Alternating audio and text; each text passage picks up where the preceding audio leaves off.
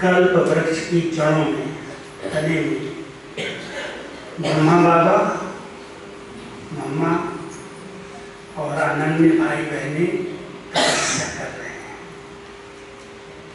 ये किस लिए चित्र बनवाया बाबा ने? कोई भी चीज मान लो पूरे वृक्ष को देनी है, कहाँ पर देते हैं?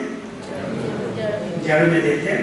ऐसे तो नहीं ऊपर पत्तों पर डालेंगे तो कीड़े लग गए तो बाद में छिड़काव कर दिया, लेकिन शक्ति देनी है, जल देना है, खाद देनी है तो जड़ में डालेंगे, जिससे पूरे वृक्ष को ले जाएंगे।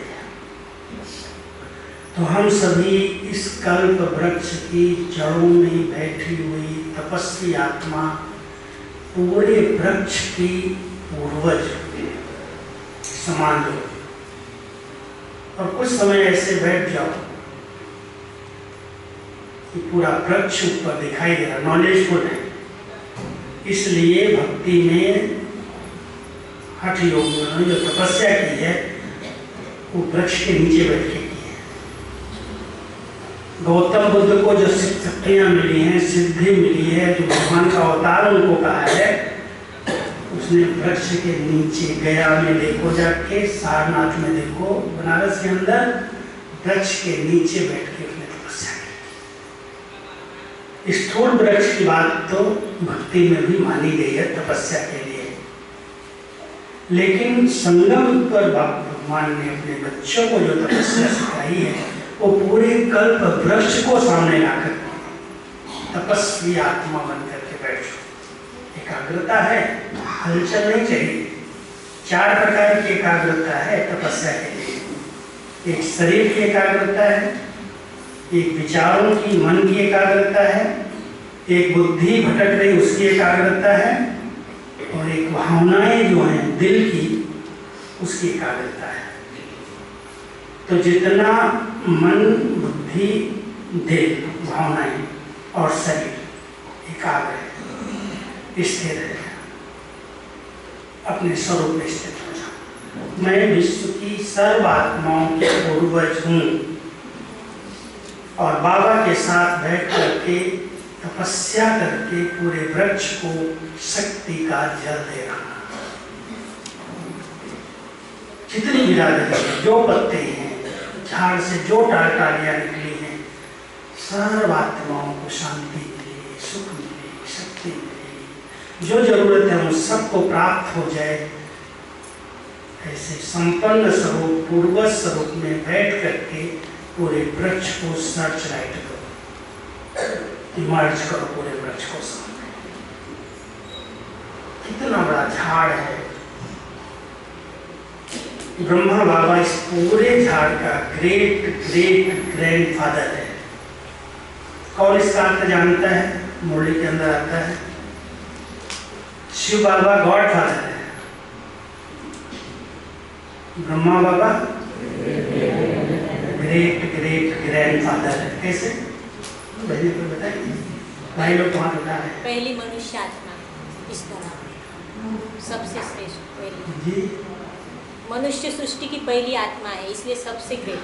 कैसे ग्रेट है? ग्रेट ग्रेट ग्रैंडफादर, ग्रैंडफादर दादाओं का दादा होता है बड़ा। बोलो, और तो बोले, बहनों बोलो, मुरली तो सुनते हो ना? शिव बाबा ने पहले उसको एडॉप्ट किया, फिर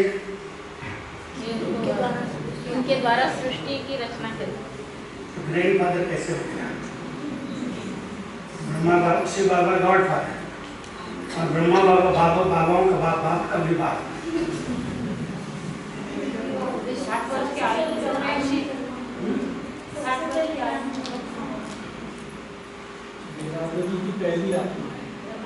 अभी भाई क्या सुनाते हैं?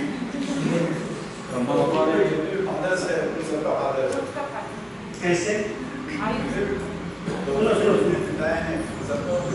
कैसे? पहले जिससे जन्म लिया, पहला फादर जो बच्चे के बच्चे हुए, वो बच्चे के फादर बोले, इस्लाम का भी फादर है, क्रिश्चियन का भी फादर है। कैसे कैसे? जब डॉक्टर चालू हो गया द्वापर से, तो द्वापर से राम चालू होगा तो ये सब देवी देवता का बच्चे बनते हैं, देवी देवता उनके बनते हैं। ठीक है, बहुत अच्छा है, उत्तर ठीक मिल रहा है। पहला धर्म आदि सनातन देवी देवता था, जो शिव बाबा ने ब्रह्मा बाबा के द्वारा स्थापन किया।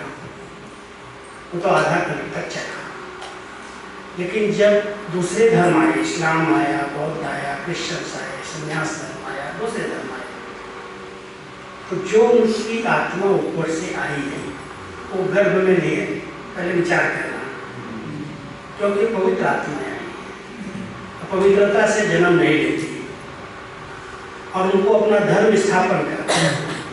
तो जहाँ पर वो प्रवेश करते हैं, जैसे शिव बाबा ने ब्रह्मा के तन में प्रवेश करके आदि सनातन देवी देवता धर्म स्थापन किया और उसके द्वारा एक आदि सनातन धर्म चला आधा कब तक, सतयुग त्रेता तक।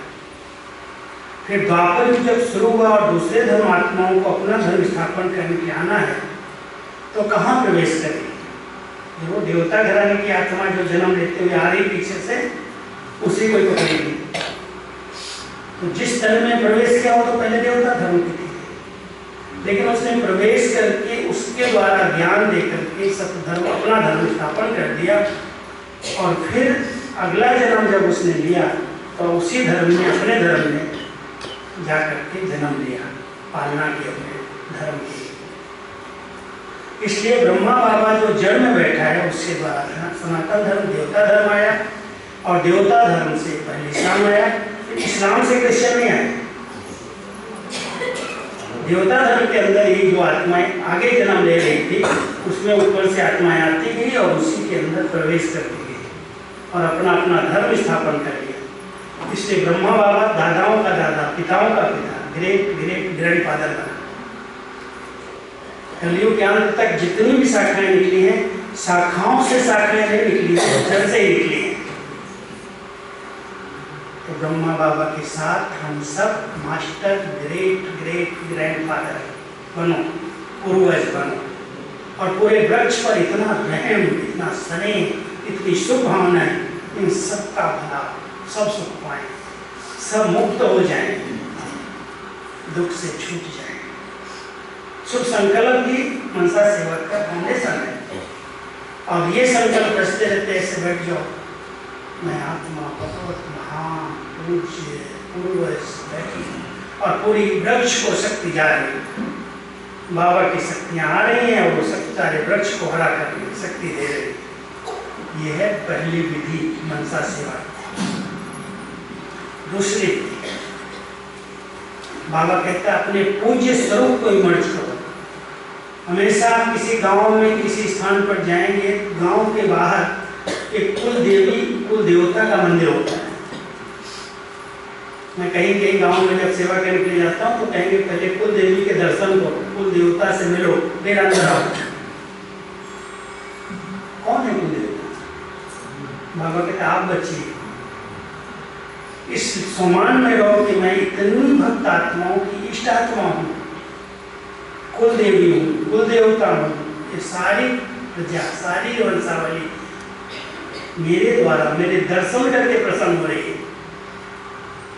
बाबा ने हमें इतना पूज्य बनाया, इतना पवित्र बनाया, उस समान में स्थित होकर के, जैसे मंदिर में मूर्ति रखी है, मूर्ति से क्या मिलेगा? तो मंदिर पत्थर की मूर्ति है, मेरे सोने की मूर्ति है, मूर्ति क्या देगी? लेकिन मूर्ति है किसकी? वो समान जागृत होना चाहिए। मैं आत्मा ऐसी चैतन्य मूर्ति हूँ जो अनेक भक्तों की मनोकामनाएं पूरी करने वाली है। जब वो मेरे जड़ मंदिर में जाकर के दर्शन करके प्रसन्न हो जाते हैं, मैं वही चैतन्य आत्मा हूँ जिनकी यादगार भक्ति में बनी है। देवियों की कितनी पूजा होती है, इस श्रद्धा भावना से पूछते हैं। चैतन्य में मैं हूँ जिनको भगवान ने ऐसा पूजी बनाया। उस समान में बैठ करके अपने भक्तों का आह्वान करो। आ रहे हैं हजारों भक्तों की लाइन है, दृष्टि से उनको शक्ति मिल रही है, वो प्रसन्न हो रहे हैं, उनकी कामनाएं पूरी हो रही हैं। मनसा सेवा पूज्य स्वरूप की स्मृति से। तीसरी विधि अपने चारों ओर एक लाइट का ओरा, लाइट का घेरा हम लोग को। मैं एक बहुत पवित्र शुद्ध आत्मा हूँ और मेरे चारों ओर एक लाइट का एक आभा मंडल बना हुआ है। उस लाइट के आभा मंडल से मैं लाइट के वतन में हूँ। ब्रह्मा बाबा उस फरिश्ते रूप में मेरे सामने हैं। उनके साथ मैं पूरे ही ग्लोब को सर्च लाइट दे रहा हूँ। बाबा ने कई बार एक दृश्य दिखाया है कि ऊंची पहाड़ी पर खड़े होकर के हर फरिश्ते पूरे ही विश्व को सतास देते हैं। चारों तरफ आत्माएं पुकार रही हैं, दुखी हैं, शांत हैं, प्रभु के ऊपर देख रही हैं और फरिश्ते ऊपर से वरदान दे रहे हैं, आशीर्वाद दे रहे हैं। जहाँ जरूरत है वहाँ पहुँच रहे हैं। फरिश्ते स्वरूप से मनसा सेवा करो। चौथा, परम धाम घर में ऊंची स्टेज में स्थित हो जाओ। निराकार स्वरूप का अनुभव करो, लेकिन बाद में ये पूरा वृक्ष उल्टा वृक्ष है। मैं बीज के साथ ऊपर हूँ और पूरे वृक्ष को, पूरे सृष्टि रूपी वृक्ष ऊपर से सर्च लाइट दे रहा हूँ। ये बाबा ने सब सिखाया है, मुरलियों में है, मैं अपनी तरफ से कुछ नहीं बता रहा।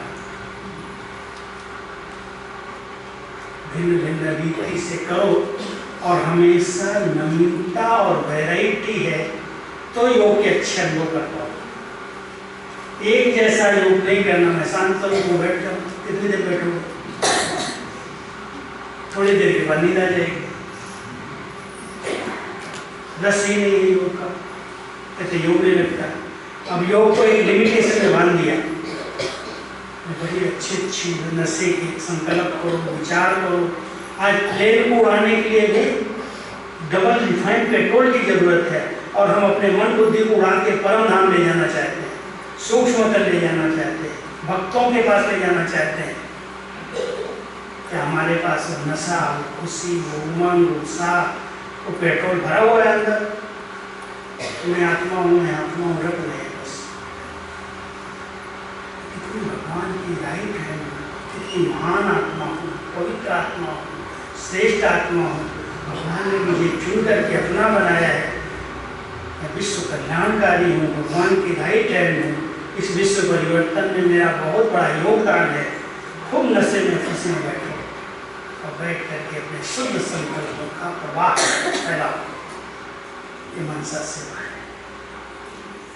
तो ऐसे वैरायटी रूप से करो। कभी प्रेम की किरणें फैलाओ, कभी पवित्रता की, कभी शांति की, कभी सुख की, कभी आनंद की, कभी शक्ति की। आत्मा के 7 गुण हैं। वैरायटी करो तो एक जैसा रोज करते हो। जहाँ वैरायटी और नवीनता है वहाँ थकावट नहीं होती, बोरिंग नहीं होती। 1 घंटा ऐसे भी जाए जैसे हम ही नहीं आते। तो अभी हम सब योग करें, बीच में कोई उठेगा तो नहीं। जिनको उठना है उनको उठने की छुट्टी है, एक बार ही उठो। और नहीं तो 7:30 बजे के गीत पर उसके बाद आप सब बहुत प्यार से, बहुत शांति से, ये जो फोटो की माया है इसको छोड़ो, तो कोई साथ नहीं आने वाला। फोटो चुपचाप उठ करके साइलेंस में अपने हैं बाबा की याद में, उसी मस्ती में, उसी अनुभव को साथ लेके जाओ। बहुत वाचा में आएंगे तो शक्ति नष्ट हो जाए। तो जिनको बहुत जरूरी है, जिनके लोग बुला रहे हैं, जिनके मोबाइल ऑन है, उनसे छुट्टी है, जा सकते हैं। ऑन है तो बंद करो, अगर बैठना है तो बजना नहीं चाहिए। योग के अच्छे अनुभव करने वाले एक का मोबाइल बच गया, 10 का योग छूट गया तो उसके ऊपर बोझ चलेगा।